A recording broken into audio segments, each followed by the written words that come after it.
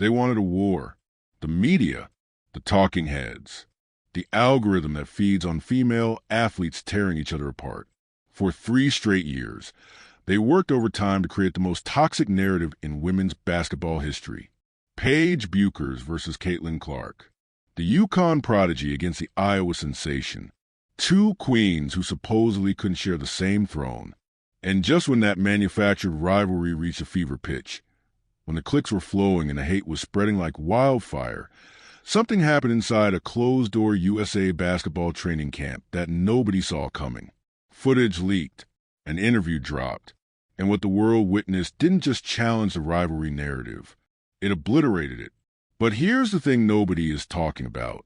What Paige Bueckers said in that interview, and what happened on that practice court, reveals something far more significant than a simple friendship between 2 players. It exposes a terrifying new reality for every other team on the planet, and it might just signal the beginning of the most dominant era women's basketball has ever seen. So let's rewind for a second. Let's talk about what the media machine built over the last 3 years, because understanding the lie is the only way to appreciate how powerful the truth actually is. From the moment Paige Bueckers arrived at UConn in 2020, she was the face of women's college basketball. And I'm not exaggerating. This wasn't just hype. The woman became the first freshman in history to win National Player of the Year. First, ever. She had magazine covers, endorsement deals, a basketball IQ that made seasoned analysts look foolish trying to break down her game. Paige was supposed to be the chosen one who would carry women's basketball into its next golden era. Then injuries happened. A knee injury sidelined her sophomore season. Another setback during her junior year. And while Paige was grinding through rehabilitation, watching from the sidelines in a knee brace, Caitlin Clark exploded onto the scene like a supernova. Scoring records shattered. The logo 3 became appointment television. Suddenly, the spotlight that once belonged exclusively to Paige was pointed in an entirely different direction. Iowa, Caitlin Clark, the new face of women's basketball. And the media? They smell blood. See, here's what the sports media industrial complex understands better than anything. Conflict sells. Harmony doesn't generate clicks. Nobody shares a headline that says 2 talented players respect each other. But Paige Bueckers seething at Caitlin Clark's success, that's engagement. That's comments. That's money. So they manufactured tension where none existed. Every time Caitlin broke a record, outlets ran stories analyzing Paige's reaction or lack thereof. Every stat comparison became evidence of jealousy. Every Final Four matchup was framed as personal vendetta. The Caitlin versus Paige wars weren't organic. They were constructed, brick by brick, click by click. And the most insidious part? Fans bought in. Social media became a war zone. Team Paige versus Team Caitlin. Vicious arguments in comment sections. Grown adults attacking each other over 2 college athletes who had never publicly said a negative word about one another. The toxicity became self-sustaining. The media created the fire, and fans kept throwing gasoline on it. This was the landscape heading into the USA basketball training camp. Think about what that environment meant. You had Caitlin Clark, a rookie who had spent months getting physically targeted in the WNBA, face guard like a criminal, and verbally dismissed by veterans who should know better, walking into a gym filled with the same people who had thrown shade at her. And you had Paige Bueckers, the woman who supposedly resented Caitlin for stealing her spotlight, preparing to share a practice court with her so-called rival for the first time in months. The cameras were there. The media was salivating. Everyone expected awkwardness, cold shoulders, isolated drills, maybe a subtle exchange of dirty looks that would fuel headlines for weeks. What they got instead was something that completely shattered the narrative they'd spent 3 years building. And when that footage leaked online, you could almost hear the collective gasp from every outlet that had profited from the fake rivalry. Because what the world saw wasn't tension. It wasn't jealousy. It wasn't 2 queens fighting for one throne. It was basketball nirvana. Paige and Caitlin weren't just coexisting. They were thriving together. And the chemistry between them was so natural, so immediate, so effortless that it almost felt scripted. Except it wasn't. This was real. And what happened next? When Paige sat down for that interview and opened her mouth, would send shockwaves through the entire basketball world. Because she didn't just praise Caitlin Clark. She did something far more powerful. She exposed everyone who had ever tried to pit them against each other. And she revealed exactly why the rest of the world should be terrified of what's coming. The clips were grainy, shot from the sidelines. Probably a phone held by someone who wasn't supposed to be recording. But what those clips captured was crystal clear. Paige Bueckers and Caitlin Clark weren't just sharing a court. They were reading each other's minds.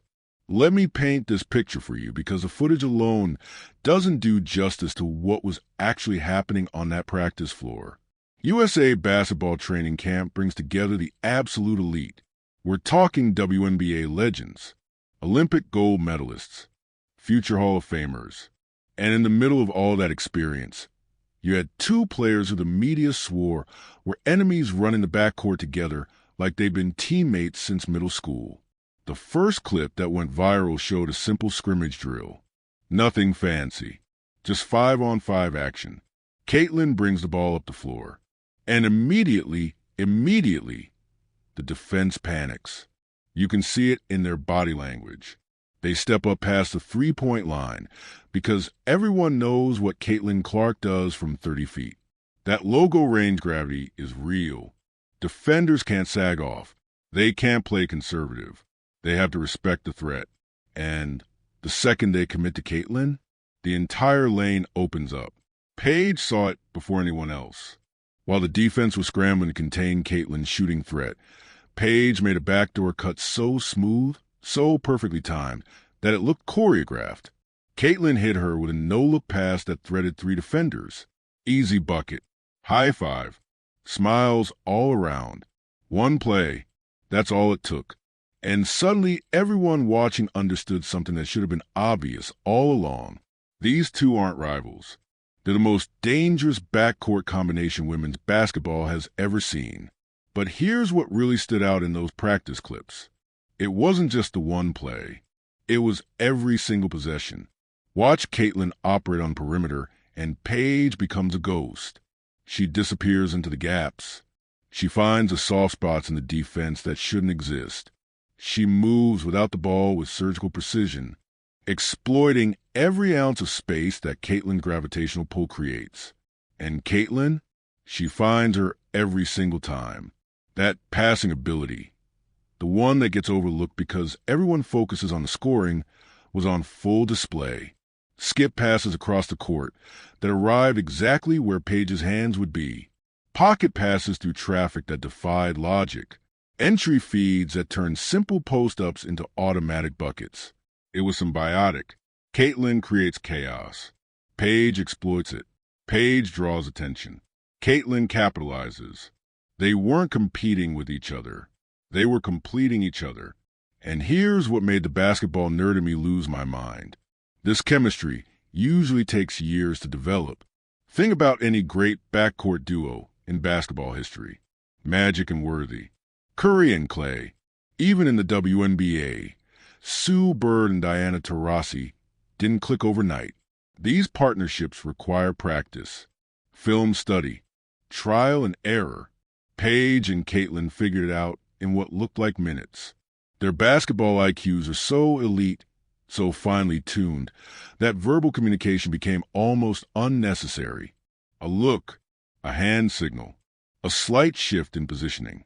That's all it took for them to be on the same page. One clip showed them sitting together during a water break, and you could see them talking through a play that just happened. Hands moving, recreating movements, nodding in agreement. They weren't just playing basketball. They were speaking the same basketball language fluently. For anyone who actually loves a game, not the drama, not the gossip, but the actual sport, this was a revelation. This was what women's basketball could look like when talent is allowed to flourish without manufactured beef. And the implications are terrifying for every other country preparing for international competition. Think about 2028, Los Angeles. The Olympics on American soil. Team USA will need a new identity. The Diana Taurasi and Sue Bird era is officially over. Those legends carried the torch for 2 decades, but the next generation has to step up. And based on what we saw in that practice footage, the next generation isn't just ready. They're going to be unstoppable. Picture Paige and Caitlin sharing backcourt duties for 30 minutes a game against the best international competition the world can offer. No country on earth has the perimeter defense to handle that combination. The spacing alone would break defensive schemes. Caitlin's range forces defenders to the logo, which opens driving lanes. Paige's efficiency in the mid-range and her ability to finish through contact punishes any help defense. And both of them can facilitate. Both of them can score. Both of them make their teammates better. It's not just a great backcourt. It's a cheat code. But the practice footage was only half the story. Because what really sent shockwaves to the basketball world wasn't just how they played together. It was what Paige said when she sat down in front of the microphones. This wasn't some quick soundbite grab while walking to the team bus. This was a real interview. And when Paige Bueckers opened her mouth to talk about Caitlin Clark, she didn't just offer praise. She delivered a masterclass in leadership, maturity, and basketball intelligence that made the current WNBA discourse look absolutely childish. And one specific thing she said exposed a truth that the media never wanted you to hear: generational talent. That's how Paige Bueckers described Caitlin Clark. Not good player, not tough competitor. Generational talent. 2 words that carry enormous weight coming from someone who is supposed to be jealous. Someone who is supposed to resent every record broken while she sat in a rehabilitation facility. Someone who the media spent 3 years painting as the bitter runner-up, watching her throne get stolen. And Paige didn't stop there. See, most athletes in her position would have given the standard PR answer. Yeah, she's great. We had fun at practice. Looking forward to competing. That's the safe response. The one that gives the media nothing to work with, but also nothing to criticize. Paige Bueckers threw that playbook in the trash. When asked about Caitlin, she went deep. She started talking about Caitlin's passing ability. And not in some generic, she's a good passer kind of way. Paige broke down the specifics. The court vision, the timing, the anticipation. She highlighted how Caitlin sees a floor 2 or 3 passes ahead, setting up opportunities before defenders even realize they're in danger. This is the part of Caitlin's game that casual fans miss completely. Everyone sees the logo threes. Everyone watches the highlight reel scoring. But the passing? That gets lost in the noise. The haters focus on turnovers, which happen when you're the primary facilitator against double teams every possession, and ignore the fact that Caitlin Clark might have the best passing instincts in women's basketball history. And here was Paige Bueckers, unprompted, educating the audience. Watch her passing. She was essentially saying, stop focusing on the stuff that gets clicks and actually study her game. It was a basketball tutorial disguised as an interview. But what really stood out wasn't the content. It was the tone. 0 envy. 0 passive aggression. 0, I'm coming for her spot energy. Just pure, genuine, unadulterated respect. You have to understand how rare this is. We live in an era where athletes communicate through subtweets, where liking the wrong Instagram post becomes a 3-day news cycle, where players take passive-aggressive shots in post-game pressers, carefully worded to create plausible deniability while still sending a message. That's the culture right now, and Paige completely rejected it. She sat there and praised someone who, according to the media narrative, stole everything from her: the spotlight, the records, the endorsement deals, the face of women's basketball title. If anyone in the world had a legitimate reason to be bitter, it was Paige Bueckers. And instead, she glowed, she praised, she celebrated. The woman literally said Caitlin's passing is underrated. Think about the weight of that statement coming from a point guard as pure as Paige. When a floor general with her basketball IQ tells the world your passing is elite, the debate is over. Your passing is elite. But Paige wasn't done. She also acknowledged the pressure Caitlin carries every single night, the insane expectations, the microscope she plays under, the burden of being the most talked about player in women's basketball history. This wasn't just praise. This was empathy. Paige was saying, I see what she's going through. I understand the weight she's carrying. And I respect how she handles it. That level of emotional intelligence from a 23-year-old athlete is almost unheard of, and it exposed something the media desperately didn't want exposed. The manufactured rivalry was always a lie. There was never any animosity between these two. The jealousy existed only in headlines. The bitterness was fabricated for clicks. And now Paige had ripped the mask off the entire operation in the most public way possible. But here's where it gets really interesting. Paige's interview didn't just debunk the rivalry narrative. It isolated the actual haters. Think about what happens now when a WNBA veteran throws shade at Caitlin Clark. Before this interview, they could hide behind the assumption that everyone feels this way, that it's normal to resent a rookie getting so much attention, that the criticism is universal. Not anymore. Paige Bueckers just went on record with glowing praise.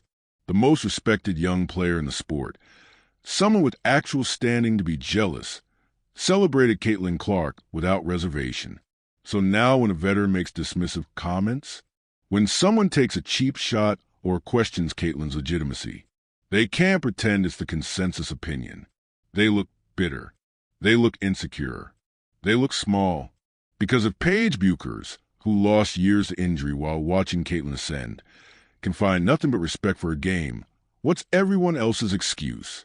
The interview didn't just defend Caitlin Clark. It created a measuring stick for everyone else in the sport. And a lot of people aren't going to measure up. But Paige's words also revealed something that should terrify the old guard. Something about the new generation. Something about how the future stars of women's basketball see themselves and each other. Because when you listen closely to what Paige said, really listen, you realize she wasn't just being nice. She was making a declaration. And the message was aimed directly at everyone who thought they could divide and conquer the next wave of talent. The new generation operates differently. That's the message Paige Bueckers delivered in that interview. Not in those exact words, but the meaning was unmistakable. While the old guard plays politics and throws shade, the young stars are building something else entirely. A coalition, an alliance, a united front that the establishment never saw coming. And to understand why this matters so much, you have to understand the hostile landscape Caitlin Clark has navigated since stepping into the WNBA. Because what she's endured in her rookie season isn't normal. It isn't just welcome to the league adjustment. It's something uglier. From the moment Caitlin Clark was drafted, the reception from certain veterans was icy. And I'm being generous with that description. We heard legends giving cryptic warnings to the media. Reality is coming, they said with thinly veiled satisfaction. We watched pundits on television questioning the validity of her college records. Different era, weaker competition, inflated stats. As if breaking the all-time scoring record was somehow a fluke. But the words were just the beginning. On the court, that's where the real hostility showed up. Cheap shots away from the ball that looked more like frustration than basketball plays. Hip checks that sent her sprawling. Face guarding so aggressive it bordered on harassment. Full court pressure designed not to disrupt her game, but to exhaust her physically and mentally. Hard fouls that made you wonder if the goal was defense or intimidation. This wasn't normal rookie treatment. This was something else. A coordinated effort, whether conscious or not, to remind Caitlin Clark that she hadn't earned her place yet, that the media attention was undeserved, that the endorsement deals were premature, that she needed to pay her dues before being accepted. And the most frustrating part? When Caitlin expressed any frustration with the physicality, she got criticized for that too. She needs to stop complaining. This is the pros. Toughen up. She wants special treatment. It was a no-win situation designed to break her. Play through the abuse silently, and it continues. Speak up about it, and you're labeled soft. The gatekeeping was real, and it was ugly. This is a context that makes Paige's interview so powerful, because she addressed it directly, not with drama, not with accusations, but with validation. Paige made a point to mention how physical the game is at the professional level. She acknowledged what Caitlin is going through, the hits she's taking, the pressure she's facing, the double teams designed to wear her down. In doing so, Paige accomplished something nobody else in women's basketball had really done publicly. She told the truth. While the media debated whether Caitlin was complaining about fouls, Paige validated the struggle. She essentially said, "I see what's happening to her, and it's real." That's not nothing. That is a superstar with unimpeachable credibility stepping up and saying what she's experiencing is legitimate. But here's what makes this even more strategic. Paige isn't just defending her friend. She's preparing herself. Think about what's coming next year. Paige Bueckers is projected to be the #1 overall pick in the 2025 WNBA draft. There's very little doubt about that at this point. She's going to land on a team desperate for a savior. Maybe the Los Angeles Sparks. Maybe the Dallas Wings. Maybe the Washington Mystics. It depends on the lottery balls. But wherever she goes, she knows what's waiting for her. The same welcome to the league committee that's currently hazing Caitlin Clark is going to be standing at the door when Paige arrives. The hard fouls, the physical play, the veterans trying to knock the crown off the rookie's head. Paige sees it clearly. And by aligning herself with Caitlin now, publicly and unequivocally, she's making a power move that most people haven't fully recognized yet. She's saying, "I see what you're doing to her, and I know you're going to try to do it to me." But more importantly, she's saying, "We're not going to let you divide us." This is a shift that changes everything. In the past, rookies entered the league alone. They had to navigate the politics individually, earn respect individually, survive the hazing individually. The veterans had numbers, the experience, the established relationships, and they used that advantage to keep young players in check. But what happens when the young players stick together? What happens when the incoming superstars form their own alliance before they even enter the league? What happens when Paige Bueckers and Caitlin Clark, and eventually others, present a united front against the old guard narratives? The power dynamic shifts. The isolation tactics stop working. The gatekeeping becomes harder to maintain. By publicly supporting Caitlin, Paige is sending a message to every young player watching. We don't have to fight each other. We can lift each other up. We can protect each other.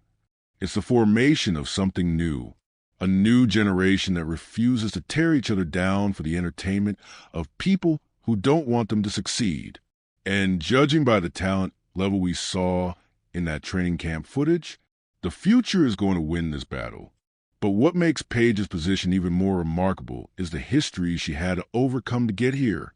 The Final Four matchup, the controversy, the pain of losing on the biggest stage.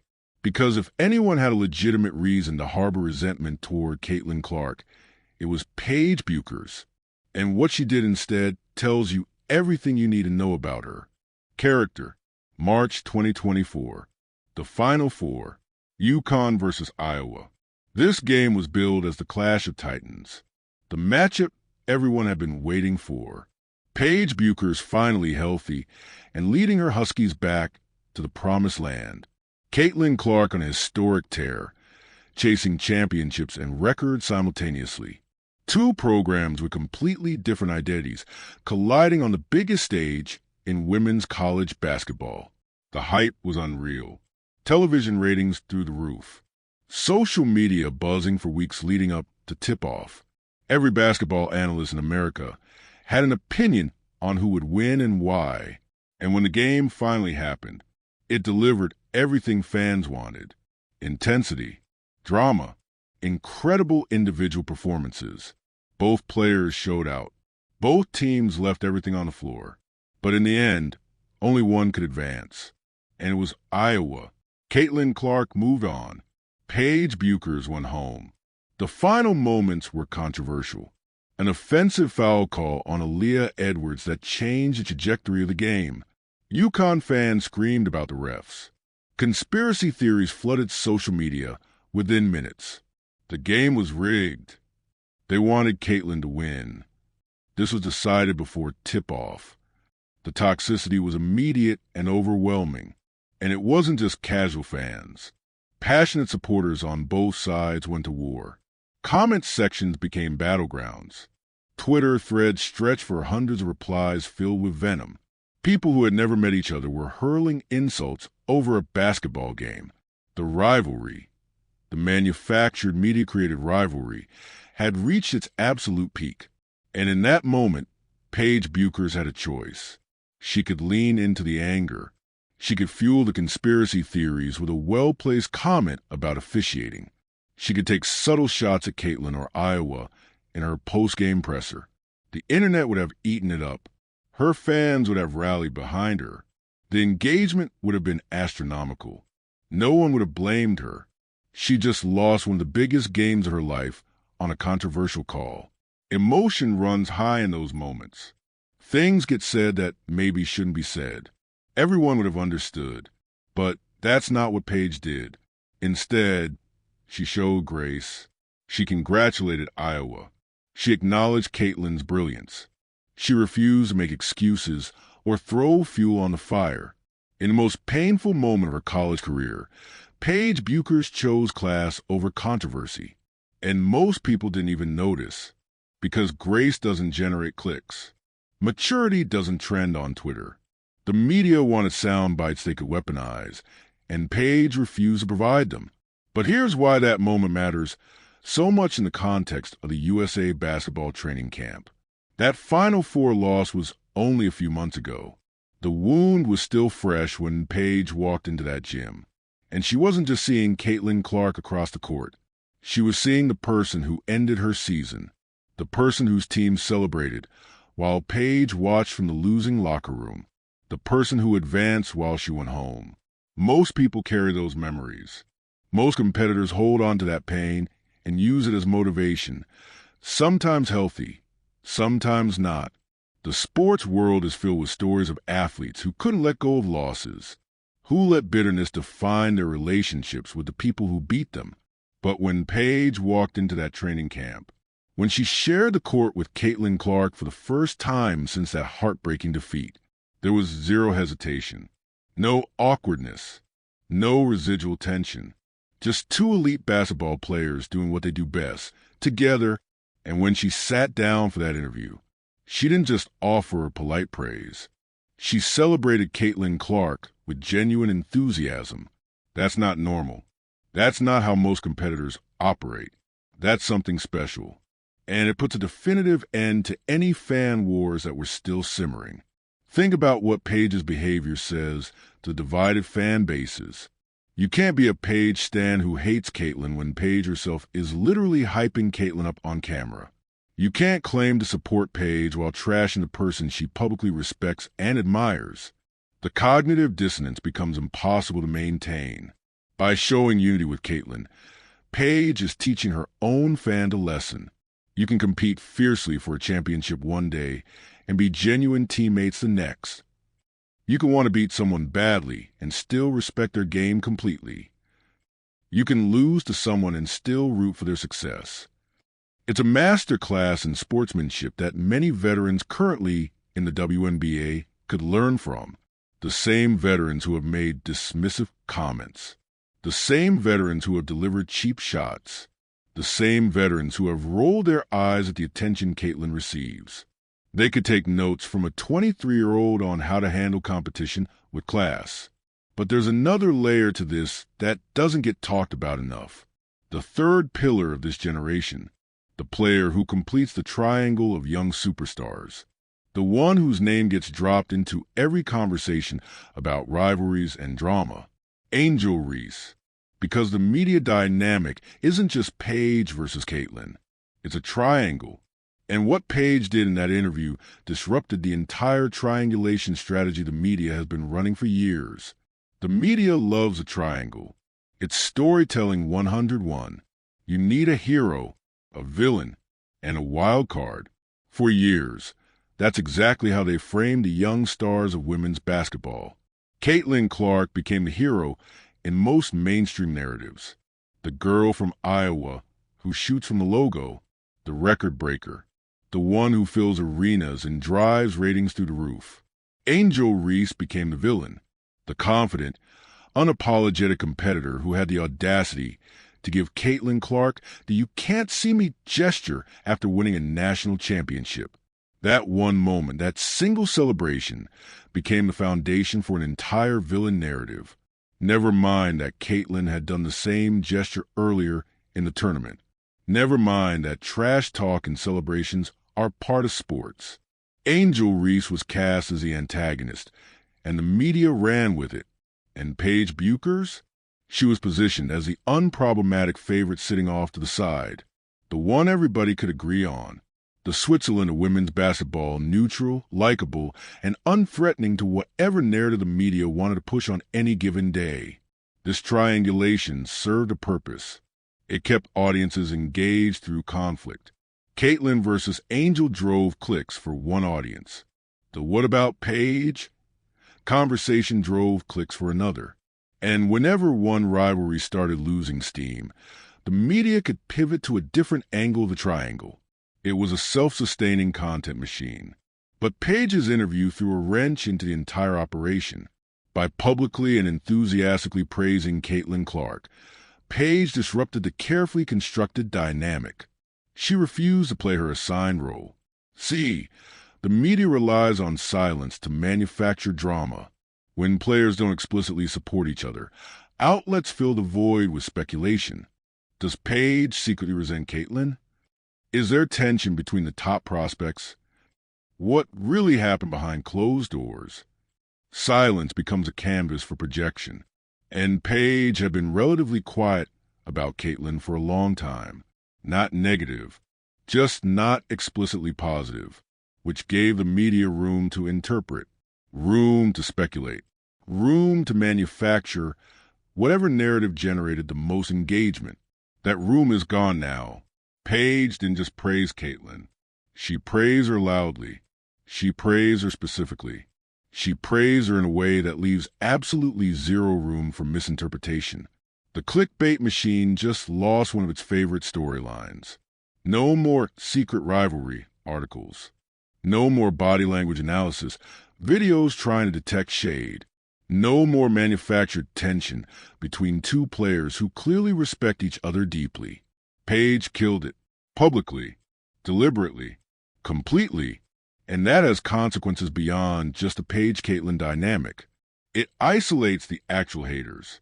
Think about what happens now when someone in the WNBA makes a dismissive comment about Caitlin Clark. Before Paige's interview, they could hide in the crowd.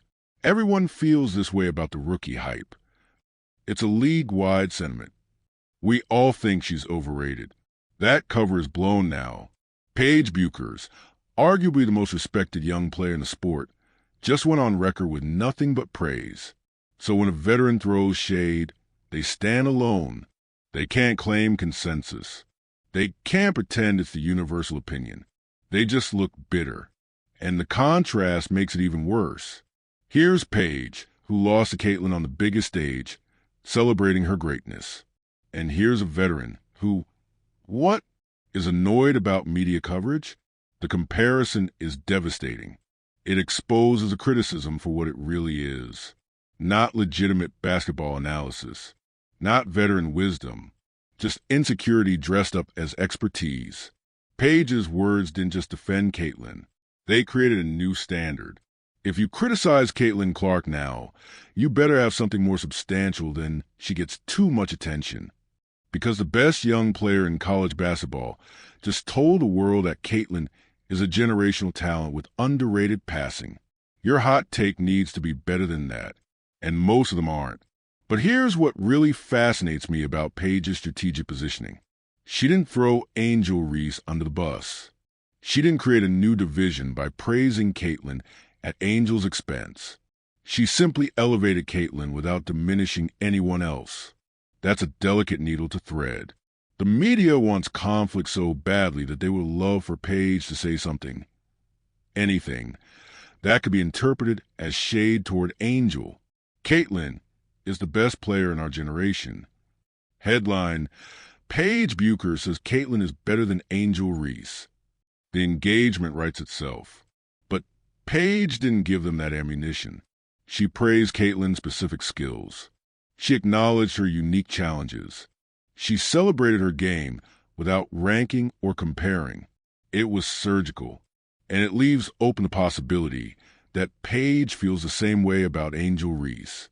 That maybe, just maybe, all three of these young superstars understand something that the media and toxic fan bases don't. They're not enemies. They're the future. And they're smart enough to realize that tearing each other down only benefits the people who profit from their conflict. Which brings us to something that doesn't get discussed nearly enough. The business side of this alliance. Because Paige and Caitlin aren't just basketball players. They're brands. They're economic forces. And what they're building together could change the entire financial landscape of women's sports. Let's talk money. Because what's happening between Paige Bueckers and Caitlin Clark isn't just a friendship.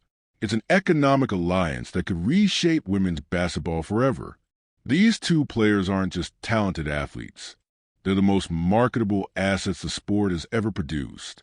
And I'm not exaggerating. Look at the numbers. Caitlin Clark's nil valuation during college was estimated at over $3 million. Her Nike deal reportedly rivals what some NBA players receive. She's flown on private jets, done national commercials. Grace magazine covers that typically feature only male athletes. The woman moved the needle in ways that seemed impossible just 5 years ago. WNBA games featuring Caitlin Clark have shattered viewership records. We're talking about the highest-rated games in over 2 decades. Arenas that struggle to sell out are now turning people away. Merchandise sales have exploded. The economic impact is undeniable. And Paige Bueckers? She's right there with her. Even while injured, sitting on the sideline in a knee brace, Paige remained one of the most marketable athletes in college sports. Her NIL deals continued flowing. Her social media following kept growing. Brands understood that her return would be appointment television. When healthy, Paige Bueckers is a walking highlight reel wrapped in an incredibly compelling personal story. The comeback narrative, the UConn legacy, the basketball IQ that makes analysts sound foolish trying to explain her game. She's marketing gold. So what happens when these two forces align? When they publicly support each other instead of competing for the same spotlight? Something magical. They become an economy, not just individual brands, but a movement, a rising tide that lifts all boats. Here's what the old guard doesn't understand about modern sports marketing. The zero-sum mentality is dead. The idea that one player's success must come at another's expense is outdated thinking. Paige and Caitlin are smart enough to see the bigger picture. If the WNBA grows because of Caitlin Clark's popularity, Paige's rookie contract in 2025 will be bigger. If Paige brings a massive UConn fan base to the WNBA next year, the league's overall revenue increases, which benefits Caitlin. Their success is intertwined. When Caitlin signs a major endorsement deal, it proves to brands that women's basketball players are worth investing in. That makes Paige's next negotiation easier.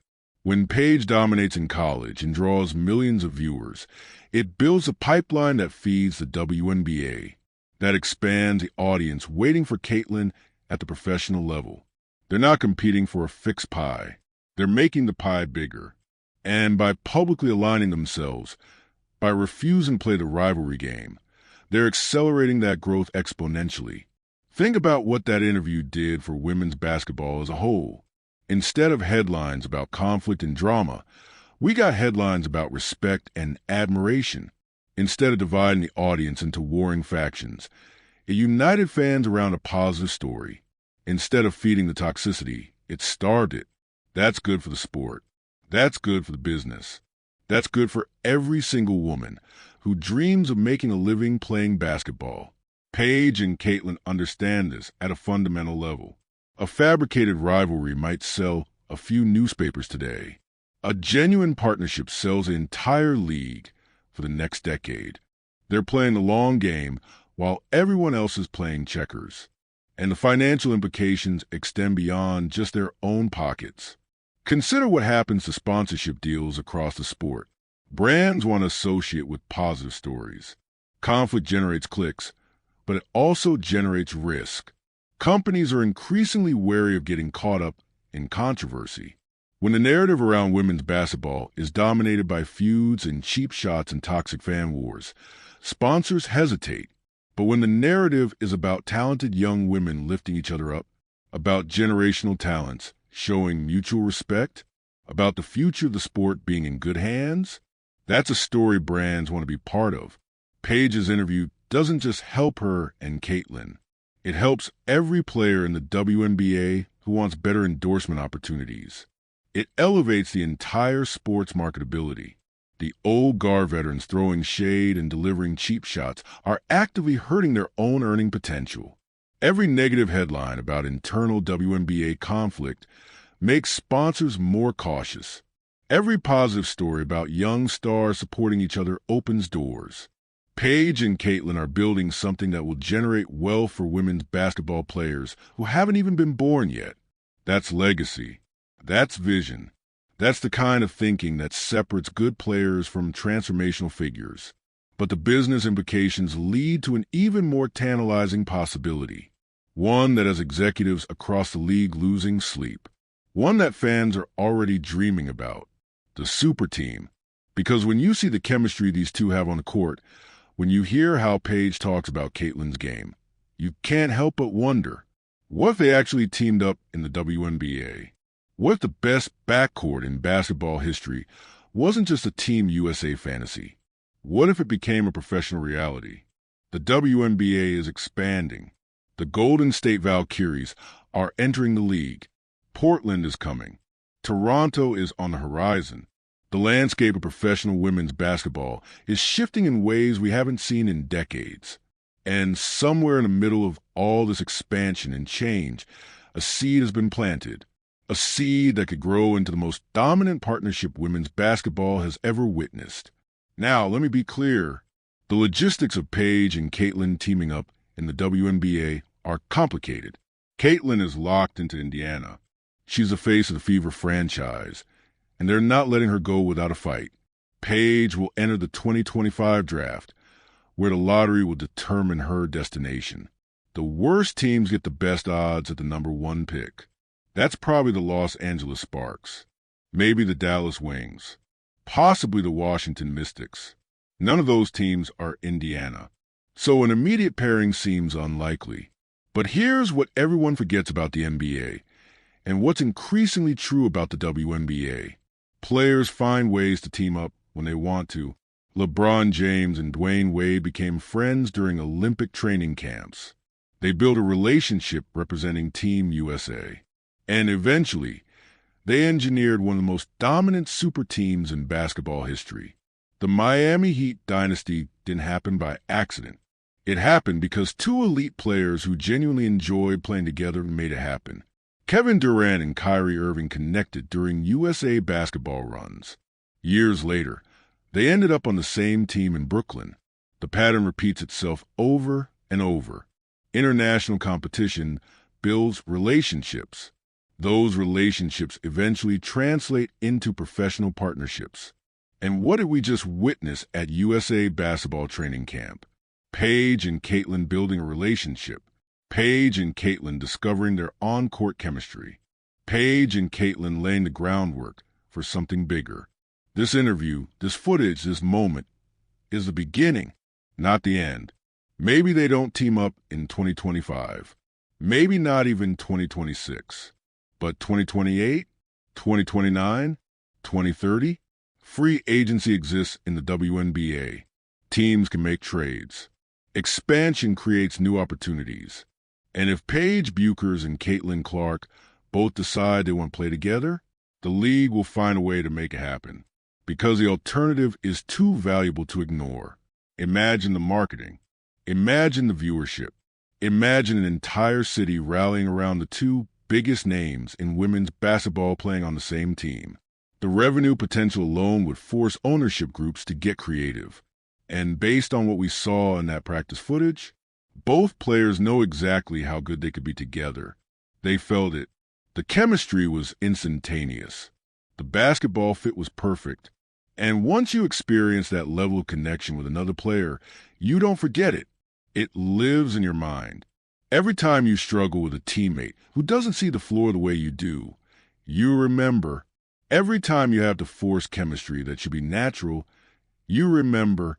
Every time you wonder what could be, you remember. Paige will spend the next 5 years of her career knowing exactly how good she could be with Caitlin Clark. Caitlin will spend the next 5 years knowing the same thing. That knowledge is powerful. It influences decisions. It shapes careers. The super team conversation is no longer hypothetical speculation. It's an inevitability waiting to happen. The only question is when. But while we dream about the future, we can't ignore the present. Because Paige's interview wasn't just about basketball or business or future possibilities. It was about something more personal. Something that reveals the extraordinary mental strength Paige Bueckers possesses. Think about what she endured over the last 3 years. The injuries, the rehabilitation, the watching from the sidelines while history was being made. Most athletes would have emerged from that experience broken, bitter, resentful of anyone who succeeded while they suffered. The psychological toll of watching your contemporaries achieve everything you dreamed of while you're stuck in a training room doing physical therapy is almost impossible to describe. You feel forgotten. You feel replaced. You feel like the world moved on without you. And Caitlin Clark didn't just succeed while Paige was injured. She ascended to God-tier status. Scoring record shattered. National championship appearances. The biggest shoe deal in women's basketball history. All while Paige rehabbed her knee. The what-ifs must have been deafening. What if I didn't get hurt? Would I have the scoring record? Would I be the face of the league? Would those endorsement deals be mine? For Paige to come out the other side of that trauma without a single trace of bitterness is remarkable. It speaks to a mental fortitude that can't be taught. It speaks to a self-confidence so rock solid that someone else's success poses zero threat to her sense of self. And that's exactly what makes her praise of Caitlin so genuine. She's not being nice because it's the right thing to do. She's not performing for the cameras. She genuinely believes what she's saying because she's secure enough in her own greatness to recognize someone else's. That security is rare. That maturity is rare. And it's going to serve her incredibly well when she finally enters the WNBA. Paige Bueckers knows exactly what's waiting for her. She's watched it happen to Caitlin Clark for an entire season. The cheap shots, the face guarding, the hip checks when the referees aren't looking, the full-court pressure designed to exhaust rather than defend, the whispered comments and rolled eyes and passive-aggressive post-game quotes. The Welcome to the League committee has been working overtime on Caitlin, and they're going to be waiting for Paige the moment she steps onto a WNBA court. She knows this.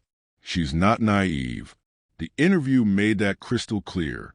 When Paige talked about the physicality of the professional game, she wasn't just praising Caitlin's toughness. She was acknowledging the reality she's about to face. She was saying, I see what's happening. I understand what's coming. And I'm ready. But here's what separates Paige from so many other incoming rookies. She's not entering this battle alone. By aligning herself publicly with Caitlin Clark, she's already built her first alliance. She's already established her first line of defense. Think about what happens next year when some veteran delivers a cheap shot on Paige, when someone hip checks her into the scorer's table, when the physical play crosses a line from competitive to dangerous. Who do you think will be the first person speaking up in her defense? Caitlin Clark. Because Caitlin knows exactly what Paige is going through. She lived it. She survived it. She's still surviving it. And she watched Paige defend her when nobody else would. That creates loyalty. That creates a bond that goes beyond basketball.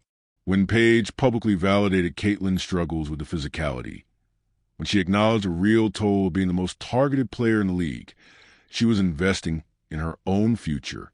Because Caitlyn will remember, when the media tries to spin narratives about Paige complaining too much, when the pundits question whether she can handle the professional game, when the same voices that dismiss Caitlyn try to dismiss Paige, Caitlin Clark will be there, returning the favor, speaking truth, providing backup. This isn't just friendship, it's strategic alliance. It's mutual protection in a hostile environment. It's the new generation saying, you might be able to target us individually, but you can't break us when we stand together. The old guard doesn't understand what they're up against. They're used to rookies entering the league isolated, nervous, deferential, willing to pay their dues in silence, easy targets.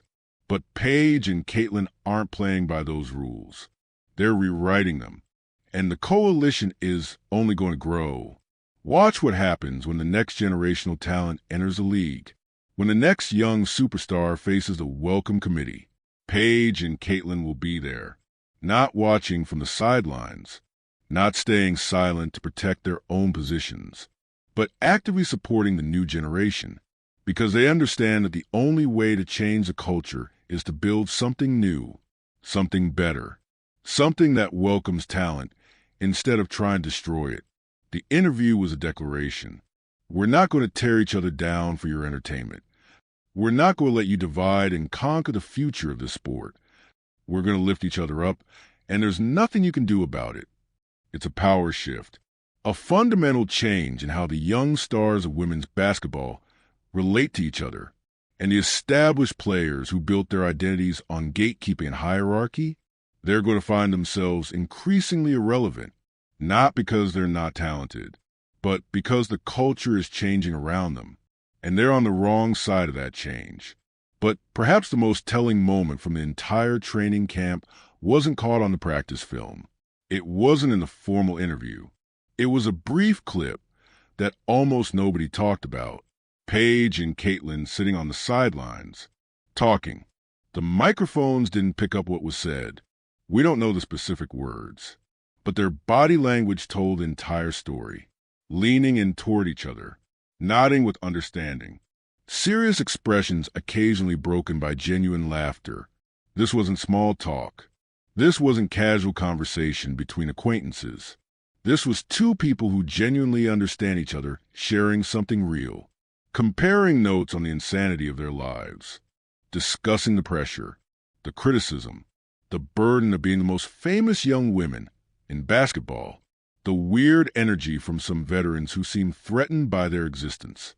In that moment, they were the only two people on the planet who could truly understand what the other was experiencing. No one else knows what it's like to be them. No one else carries that specific weight. And that shared burden creates a connection that's stronger than any manufactured rivalry could ever be. Paige's interview confirmed what that sideline conversation suggested. These two aren't just basketball allies. They're something closer to sisters, bound by an experience so unique, so isolating, so intense that only they can fully comprehend it. And for the fans watching all this unfold, this is the best possible outcome. The Team Paige versus Team Caitlyn wars were exhausting. Absolutely exhausting. Grown adults in comment sections argue about two college athletes who had never said a negative word about each other. Fans creating elaborate theories about secret rivalries based on nothing but wishful thinking and confirmation bias. Toxic threads that stretch for hundreds of replies filled with insults and attacks and pure hatred. It was ugly. It was embarrassing. And it was completely pointless, because the players themselves never cared about the manufactured beef.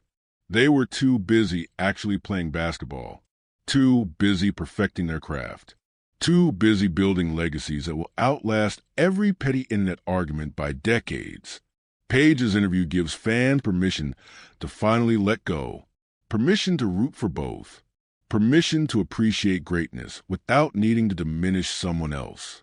It tells the UConn faithful that it's okay to like Caitlyn Clark. It tells the Iowa faithful, Now, Indiana Fever faithful, that Paige Bueckers is not the enemy. It unifies a fan base that had been fractured by manufactured conflict, and that unity couldn't have come at a better time.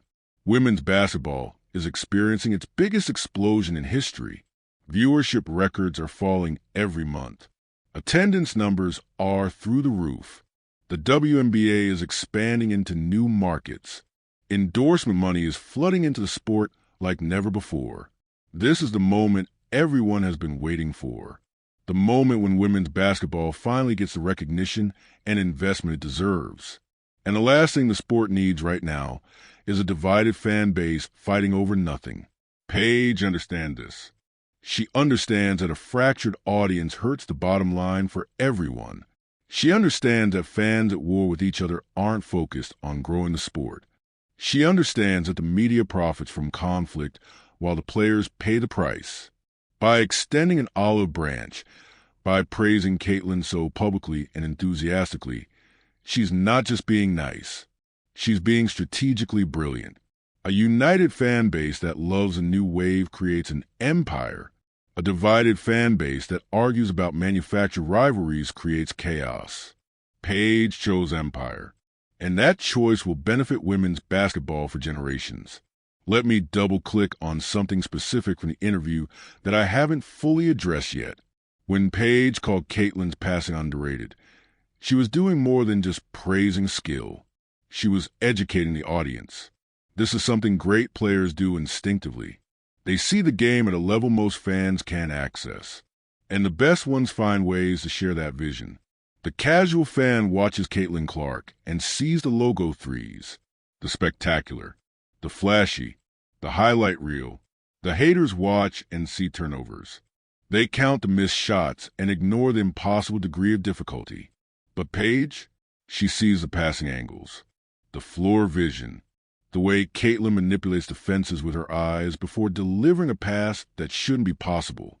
By highlighting this in her interview, Paige is telling the world to look closer, to watch the game with more sophisticated eyes, to appreciate the parts of Caitlin's game that don't make the nightly highlights but absolutely devastate opposing defenses. It validates Caitlin to the critics who claim she's just a volume shooter. When a point guard as pure as Paige Bueckers tells you someone's passing is elite, the debate ends. You don't argue with that kind of basketball authority. Your hot take loses all credibility. And that's the power of players supporting players. It's one thing for fans to defend their favorites. It's another thing entirely for a peer, someone who competes at the same level, to put their reputation behind the statement. Paige didn't have to do that. She chose to. And that choice carries weight. Now, let me paint you a picture of the future. Los Angeles, the Olympic Games on American soil. The pressure will be unlike anything women's basketball has ever experienced. A home crowd expecting gold. A world watching to see if American dominance continues. And a team that needs a new identity. The Diana Taurasi and Sue Bird era is officially over. Those legends carried the torch for 2 decades. They won gold after gold after gold. But the next generation must step up now. And based on everything we've seen, the practice footage, the interview, the chemistry, the mutual respect, the future is in incredible hands. Picture Paige Bueckers and Caitlin Clark running the American backcourt in front of a home crowd. Caitlin's gravity stretching defenses to the breaking point. Paige's surgical precision exploiting every gap. 2 players who read each other's minds without needing to communicate. 2 players who have been building toward this moment since that training camp session. No country on earth will have an answer. The spacing will break defensive schemes. The passing will create open looks that shouldn't exist. The scoring will come from everywhere. And the joy, the genuine joy of 2 friends competing together on the biggest stage, will be visible to everyone watching. That's what Paige's interview promised. Not just a truce in some fake war. Not just mutual respect between competitors. But a partnership that's going to terrify the rest of the basketball world for the next decade. The rivalry was always a lie. The media manufactured it for clicks. The truth is so much better. Paige Bueckers and Caitlin Clark aren't enemies. They're not even just friends. They're the future. And that future starts now.